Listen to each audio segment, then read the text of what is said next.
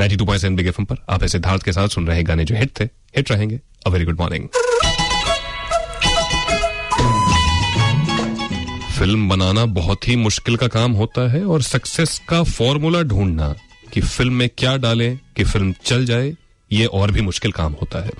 लेकिन कुछ लोगों के पास ये मसाला मिल जाता है और यही वजह है कि इस पूरे हफ्ते में मसाला फिल्मों की बात करता रहा हूं, मसालेदार फिल्म मेकर्स की बात करता रहा हूं, फिर वो मनमोहन देसाई साहब हो, सुभाष घई साहब हो, या फिर की रमेश बहल साहब, फिरोज खान साहब की बात कर रहा हूं एज अ डायरेक्टर। और रमेश बहल साहब और फिरोज खान साहब दोनों के मसालों में बहुत डिफरेंस था, लेकिन आज मैं दोनों के मसालों की बात करने वाला हूं, दोनों के फिल्मों की बात करने वाला हूं। ये सब कुछ 8 से 9 बजे के बीच। और उन सबसे पहले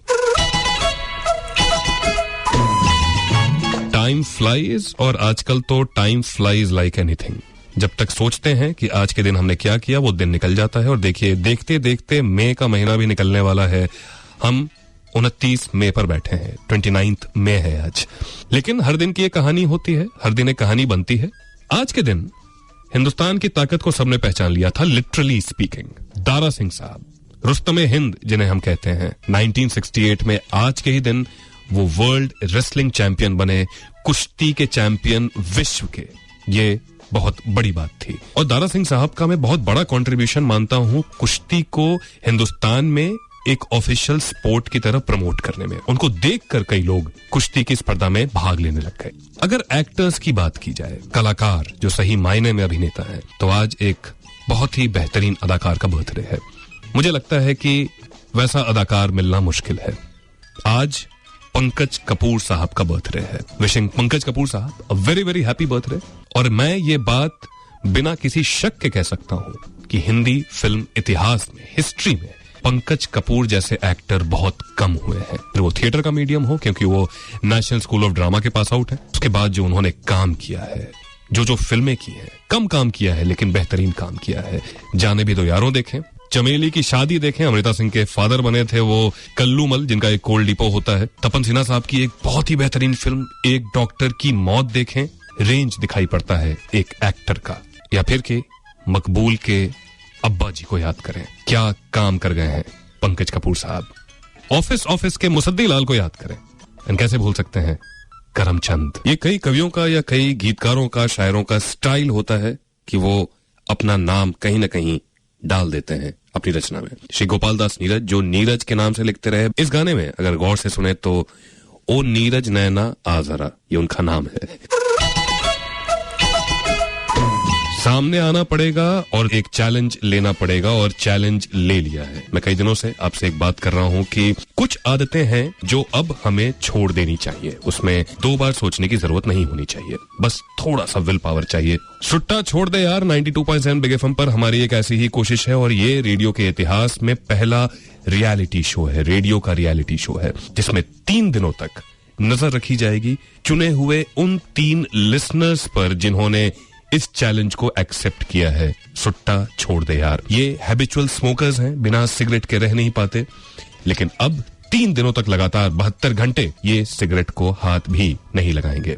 इनमें से एक है करण, एक कॉल सेंटर के एम्प्लॉय है, और उनके परिवार वालों को बहुत कोफ्त होती थी जब उन्हें पता चलता था कि करण बहुत ज्यादा सिगरेट पी रहे हैं। ऋषभ एक डिपार्टमेंटल स्टोर के सुपरवाइजर हैं और काफी क्विक इंटरवल्स में वो ब्रेक लेते हैं सिगरेट के लिए, उसके बिना वो रह नहीं पाते। और तीसरी है 92.7 बिग एफएम में ही काम करती हैं, यहाँ के एम्प्लॉय हैं, उनके जितने भी कलीग्स हैं, हम सब ने मिलकर और खासकर हमारे शाम के साथी दिलीप ने मिलकर उनको इस हैबिट को छोड़ने के लिए इंस्पायर किया, और अब वो भी इस चैलेंज का हिस्सा है। तो आखिर इस रेडियो के पहले रियलिटी शो सुट्टा छोड़ दे यार में होने क्या वाला है, इन तीनों पर हम कैसे नजर रखेंगे, कैसे इन तीनों का मन करेगा सिगरेट पीने का, लेकिन ये नहीं पिएंगे, ये सब कुछ आपको पता चलता रहेगा। और सुट्टा छोड़ दे का जो फिनाले होगा वो हम अपने दोस्त दिलीप के साथ सुन पाएंगे संडे को, जो है एंटी टोबैको डे 31 में 5 बजे शाम से 8 बजे शाम तक। पूरे हफ्ते बात करता रहा हूं फिल्मों में मसाले की, और कौन कौन से फिल्म मेकर्स भर भर के मसाला यूज करते थे, अलग अलग तरीके के मसाले यूज करते थे। आज एक नहीं, ऐसे 2 फिल्म मेकर्स की बात करने वाला हूं। हालांकि दोनों के मसाले बहुत ही अलग थे एक दूसरे से। एक रमेश बहल साहब और एक फिरोज खान साहब। कौन कौन सी फिल्में उनकी चली जिनसे उनका मसाला हिट होता चला गया, ये सारी बातें बस अब से थोड़ी ही देर में। और एक सवाल भी पूछता हूं कि ऐसा होता है कई बार फिल्म इंडस्ट्री में कि जनरेशंस एक दूसरे के साथ काम करते चले जाते हैं। रमेश बहल साहब भी, उनके बेटे गोल्डी बहल साहब भी फिल्में बनाते हैं।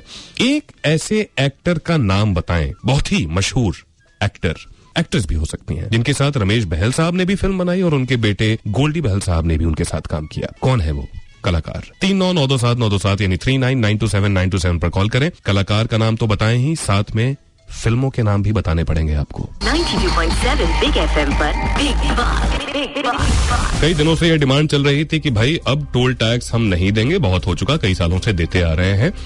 तो मंडे से एक अच्छी चीज होने वाली है। 53 टोल प्लाजास बंद हो जाएंगे। प्राइवेट व्हीकल्स से अब कोई टोल टैक्स नहीं वसूला जाएगा इन 53 टोल प्लाजास में। इनमें इंपॉर्टेंट है सायन पनवेल हाईवे का टोल प्लाजा, गैमुख का टोल प्लाजा और कतई और गोवे जो गांव है वहां पे जो टोल प्लाजा हैं। बाकी और भी नाके हैं, टोल नाके हैं, उनकी लिस्ट आप मेरे फेसबुक पेज आरजे सिद्धार्थ पर देख सकते हैं। मेरे हिसाब से अच्छी खबर है। एक और अच्छी खबर यह है कि टैक्सी यूनियन अब तैयार हो गया है कि वो अपने मीटर को रिकैलिब्रेट करवा ले, ताकि जो बढ़ी हुई कीमत है 1 जून से 1-1 रुपए में वृद्धि होने वाली है ऑटो और टैक्सी के भाड़े में, वो रिफ्लेक्ट हो पाए उनके नए मीटर्स में। ये फैसला हुआ जब ट्रांसपोर्ट कमिश्नर गौतम चैटर्जी से एल कौदरो साहब और उनके जितने भी यूनियन के लीडर्स हैं उनकी मुलाकात हुई। ये भी हमारे लिए एक अच्छी बात हो सकती है, लेकिन 3 महीने का टाइम दिया गया है। उन 3 महीनों तक क्या होगा ये मुझे पता नहीं है। और ट्रेन में सीसीटीवी कैमरे लेडीज कोचेस में लगेंगे और आज वो पहली ट्रेन चलने वाली है। ये भी अच्छी खबर है।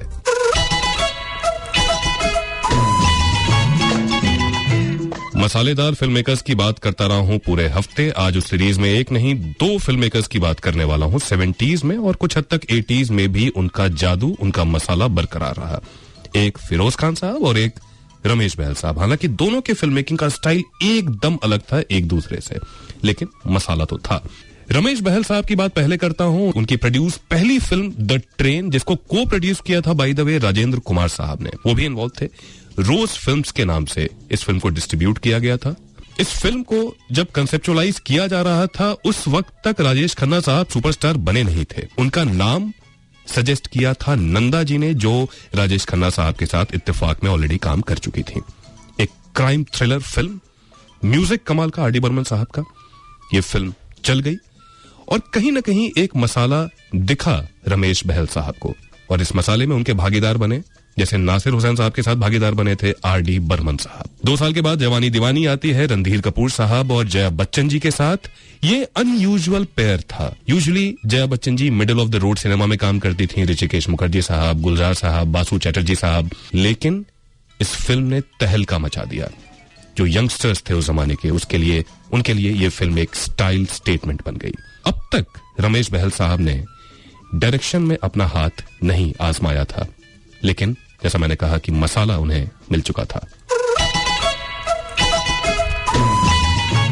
रमेश बहल साहब ने एक प्रोड्यूसर के तौर पे शुरुआत की। पहले एक डिस्ट्रीब्यूटर हुआ करते थे, रोज फिल्म्स के नाम से अपनी प्रोडक्शन कंपनी बनाई। द ट्रेन उन्होंने प्रोड्यूस की, जवानी दीवानी उन्होंने प्रोड्यूस की। उसके बाद 1978 में पहली बार उन्होंने डायरेक्शन में हाथ आजमाया, कस्मे वादे।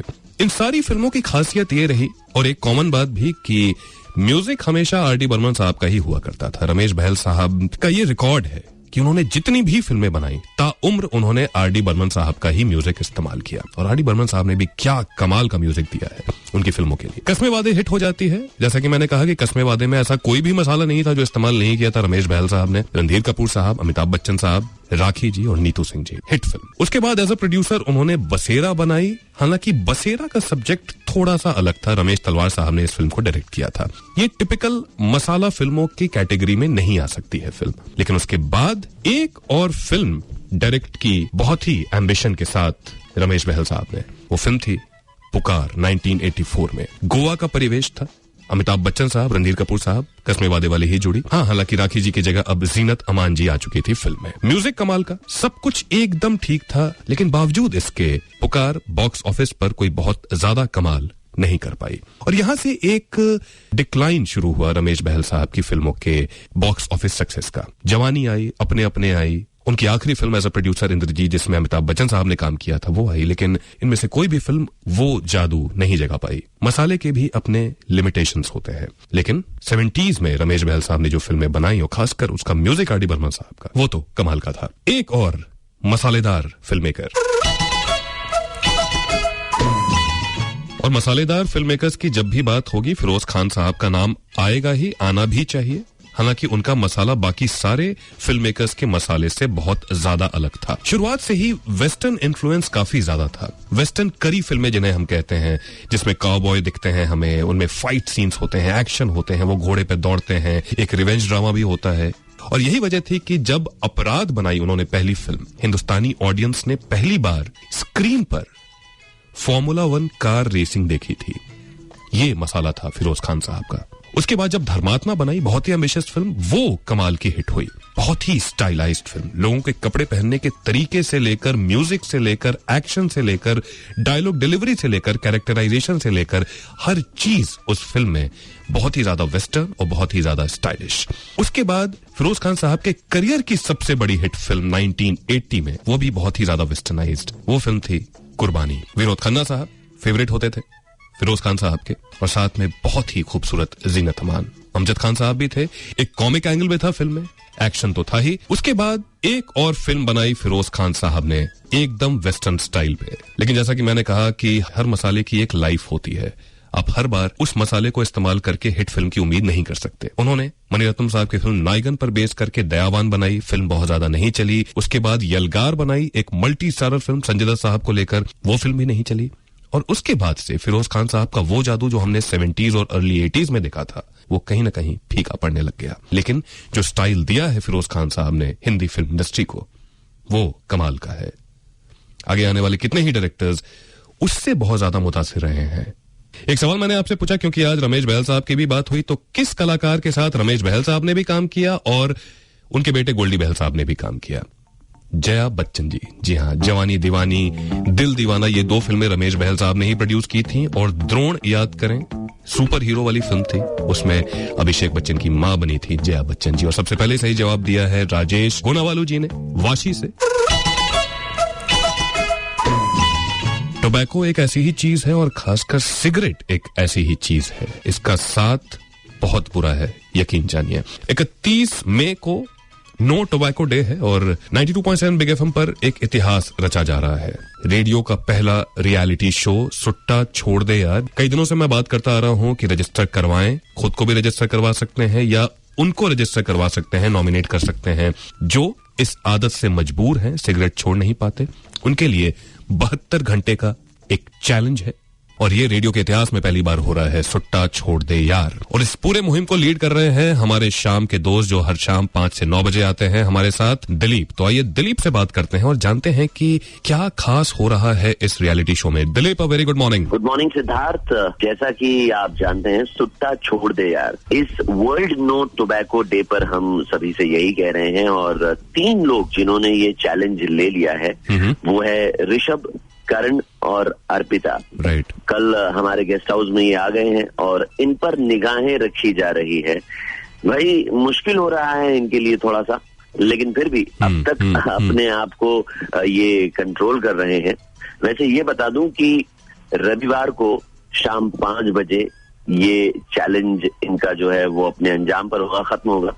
और तब तक यानी 72 घंटों तक अगर इन्होंने अपने आप को रोक लिया, सुट्टे से दूर रख लिया, तब तो ये चैलेंज जीत जाएंगे। और इस बार मैं वाकई चाहता हूं कि तीनों के तीनों चैलेंज जीत जाए। और हम सभी चाहते हैं कि ये तीनों इस चैलेंज को जीतें, और इनकी जो जीत होगी ये इंस्पिरेशन होगा उन सभी के लिए जो सिगरेट छोड़ नहीं पाते। जज्बा चाहिए इस चैलेंज को जीतने के लिए। 92.7 बिग एफएम पर स्टॉक अपडेट। तो हफ्ते के आखिरी कारोबारी दिन, आज मार्केट का रुख थोड़ा ठीक लग रहा है मुझे। बीएससी 27,620 पर है और निफ्टी 8,355 पर है। और रुपए की कीमत डॉलर के मुकाबले थोड़ी सी सुधरी है, 63 रुपए 73 पैसे, 63 रुपीज 73 पैसे अभी डॉलर की कीमत है।